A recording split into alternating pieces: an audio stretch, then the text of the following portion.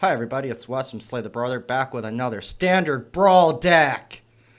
Here's the beautiful deck pick for any of you folks that like to do that. The deck list is in the description.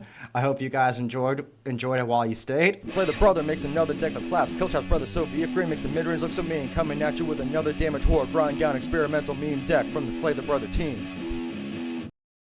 For the rest of the folks out there that want to hear a little bit about the deck, this is actually my preferred way to do deck tech videos, and so I would appreciate any feedback. That would be great. But aside from that, today I am finally getting back into standard Brawl after Foundations hit, and I'm using Elenda, Saint of Dusk. This lady has stirred up some dust. I will say that. It's a awesome creature, just a beautiful text box. Lifelink, hexproof from instants. As long as your life total is greater than your starting life total, Elenda gets +1/+1 and has menace. Elenda gets an additional +5/+5 as long as your life total is 10 greater than your starting life total. And yes, if you don't play a lot of standard Brawl or you don't use lifelink decks, that is very possible in standard Brawl. Between the Bat Cleric, a lot of decks can get up to 35. Obviously, the deck's going to be based around life gain, because we want to get her up to be a 10/10 with lifelink and menace. Because, yes, that's pretty savage. It's a pretty intimidating attack force, and every time we swing with them, we'll probably just gain more life. But this deck has a hidden agenda that does synergize well with her, and we will get into that soon. I'm sure if you've looked at the deck list, you already see the instant win combo in there, and you see we have a few ways to get to that. But I'm going to start off with the most important thing for Brawl, your creature base. Alright, so starting off looking at her creatures, first of all, in Brawl, whether you're playing Historic or whether you're playing Standard, I've said this before, we cannot stress this enough that 1-drops, 2-drops, early game creatures are very important, especially valuable ones. So I have Skrelv, Defector Might, I have Teeny Bones, the Pickpocket. I only have 2 of them in here. This is just good protection, and we can afford to pay the extra life with all the lifelink we have. And this guy, people just like to remove them right away. One good thing about Brawl when you pick creatures is you want to pick creatures that are useful, and you also want to pick creatures that will force out removal. Tiny Bones is one of them because you'll just start stealing their stuff, and they're not going to be too happy. And also, Tiny Bones, they're a 1-drop with Death Touch. As a chum blocker, that is removal. The Charming Prince it's a solid creature. They're a new 2-drop from Foundations. They're a 2/2 human. When they enter, we get to either scry 2, gain 3 life, or exile another creature we own, return it to the battlefield under our control at the beginning of our next end step. Which could be, that last part could be useful, but it's really the scry 2 and gain 2 life that we really want out of them. Especially as an early drop, that's a good advantage to have. Phyrexian Missionary is a 2-drop, 2/3 with lifelink. We want them for their kicker though, because if we pay 4 mana, adding an extra 1 in a black, when they enter, if it was kicked, return target creature card from your graveyard to your hand. So we'll just be able to, we have a little bit of recursion in this deck through our creatures.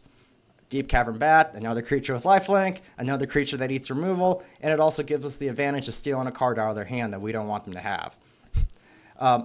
And we do have more stall strategies similar to that coming up in the deck. Null Priest of Oblivion, they're basically just like a souped up Phyrexian Missionary. If we pay 2 extra mana for their kicker, we get to return a creature card from our graveyard to the battlefield. And they're just, they're a 2/1 with lifelink and menace. So it's not that great of a body. They're definitely not a good blocker like Phyrexian Missionary is. But they can be an annoying early creature for attacking. Not really a basher. But yeah, it's really just their kicker ability that they're in here for. And the lifelink definitely helps. So going back on to making it harder for our opponents to do stuff, we have Anointed Peacekeeper. I love using this guy in Brawl when I get to make a white deck because we get to call out their commander when we play them. And especially if their commander is a planeswalker, that's really annoying to deal with. When they enter, look at an opponent's hand, then choose any card name. It doesn't have to be in their hand. It doesn't actually even have to be in their deck. But yeah, choose any card name. Spells your opponents cast with the chosen card name cost 2 more to cast. Activated abilities of the source with the chosen card name cost 2 more to cast. Activating your planeswalker is an activated ability. In Brawl, you do see a lot of commanders as planeswalkers. So yeah, doing that's great. Lauren of the Third Path, artifact enchantment removal on a stick. We do have Shieldred in this deck, so later on she could be a good way to pin the opponent with the right synergy. Metropolis Reformer. This is a 3-drop, 2/3 Angel Cleric with Flying and Vigilance. They give us hexproof. That's cool, that's nifty, but that's not why I put them in this deck. Whenever they are dealt damage, we gain that much life. So that's not only a great chum blocker, it's also just, like, if they don't have trample and they swing with an 8/8, okay, that's 8 life for us. Fuck it if she dies. But yeah, Preacher of the Schism. This is some of our card advantage that we've got coming up. I did have the Demon Room from Dusk Morning here at one point, but I had to take it out. It wasn't like that it was bad. It was just, I was just doing trims and it didn't make the cut. I only have 1 demon in this deck. And yeah, it's a good card, but it is almost too counter synergetic if we don't have the demon in play. But anyways, this is a 2/4 vampire creature with Death Touch. A lot of people know this guy from their standard play, but if not, whenever they attack, we're attacking the player with the most life or tied for the most life. We get to create a 1/1 vampire with lifelink. But when they attack, if we have the most life or are tied for the most life, we draw a card and lose 1 life. 1 life isn't that much to pay for drawing a card. I mean, let's get real. It's a common theme for black, just like with Gix, Yawgmoth Preator, a 3/3 black legendary creature. Whenever a creature we control deals combat damage to... Actually, whenever a creature deals combat damage to one of your opponents, its controller may pay 1 life. If they do, draw a card. They draw a card. So that's great for us.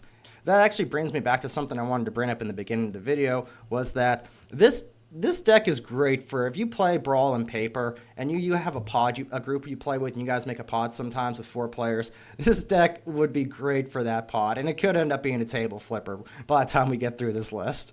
But yeah, also, these games end up being lawn. If we pay 7 mana and discard X cards, exile the top X cards of target opponent's library, we may play lands and cast spells from among the cards exiled this way without paying their mana cost. You can just get a lot of good stuff from the opponents if you feel like you're not drawing the gas you need with this deck. Especially if it's like you're just building up on lands. I've had that happen before. I have 3 lands in my hand. Okay, that's an easy choice. Exemplar of Light. This creature works great with this deck, especially when you have another creature that works great with Children in play. This is a 4 mana 3/3 with Flying. Whenever we gain life, we put a 1/1 counter on this creature. So it's pretty easy. Most of the time, we should be able to gain life the turn they come and play if we still have creatures, a field presence. Whenever you put 1 or more 1/1 counters on this creature, draw a card. This ability triggers once each turn. So it's limited card draw, but it's very easy for this deck to get. There's a lot of creatures you can have in play, especially your commander. That'll just mean you're drawing a card every turn. Enduring Tenacity, this is part of the combo, and we're just going to skip ahead to the 5-drop after this. Whenever you gain life, target opponent loses that much life. Whenever Enduring Tenacity dies, if it was a creature, return to the battlefield under its owner's control. It's an enchantment. Now I'm just going to let you know. If she's all the way up to 10, and you got Enduring Tenacity in play, if they can't exile this motherfucker, it's over for them. You were just going to start dealing so much damage, no matter what they do.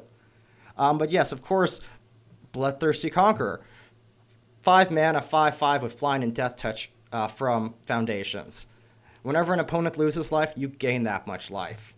So, obviously, we just have... this deck's based around life gain. We have Enduring Tenacity in here. Why not put Bloodthirsty Conqueror in here? So to finish up the creatures, I mentioned Shieldred already. That's kind of seems like an obvious thing for these type of decks. Fiendish Panda. This is a cool creature from Foundations too. Whenever you gain life, put a 1/1 counter on this creature.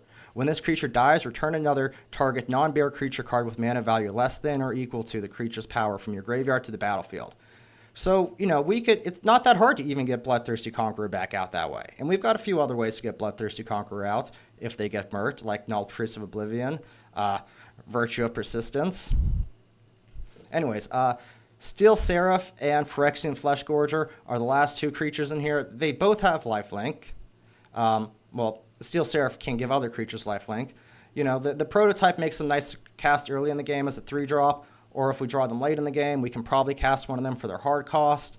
And then on top of that, if we cast them cheap, this gives Charming Prince's bounce ability an actual good target to hit, unless we want to change up something with Anointed Peacekeeper, or, maybe try to trigger Lauren of the Third Path again.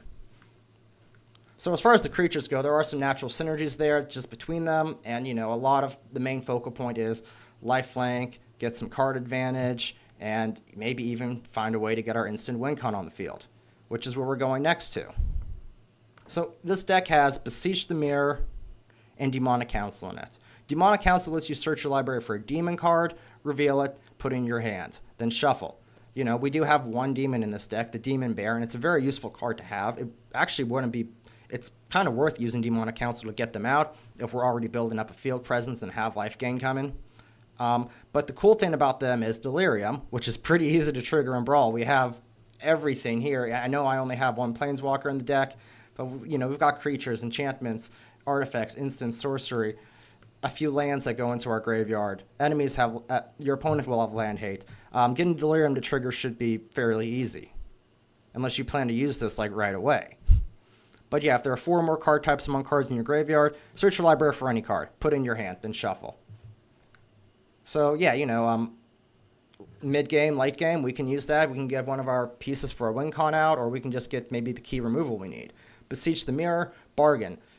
Bargain allows you to sacrifice artifact, enchantment, or token as you cast this spell. Search your library for a card, exile it face down, then shuffle. If the spell was bargained, you may cast it without paying its mana cost if the cost is 4 or less. Which is great because if we have, and there's a lot of great creatures that synergize just with our commander that are 4-drops. Shieldred, Enduring Tenacity, Exemplar of Light. I mean, Shieldred isn't crazy, don't get me wrong, but it's just nice to have them in play. It kind of is a nice brick wall, stall out kind of situation.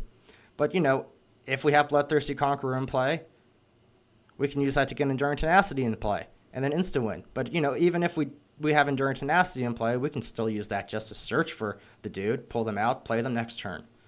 So it's a great card to have. It also makes this another reason why this deck would work great for 4-player groups in Brawl, which I know probably isn't the most common thing when we have something awesome like Commander, but hey, whatever.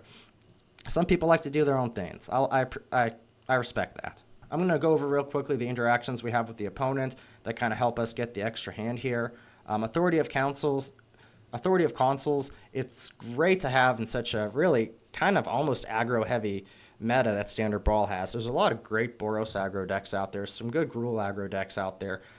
You can really start getting your shit stomped before turn 5 in this format. So it's important to have removal if you don't want that.